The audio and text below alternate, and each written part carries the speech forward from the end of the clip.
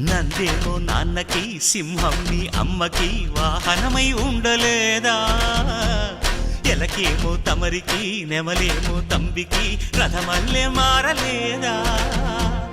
పలుజాతుల భిన్నత్వం కనిపిస్తున్నా కలిసుంటూ ఏకత్వం బోధిస్తున్నా ఎందుకు మాకి హింసావాదం ఎదిగేటందుకు అది ఆటంకం నేర్పరం మాకు సోదర భావం మార్పులు మాలు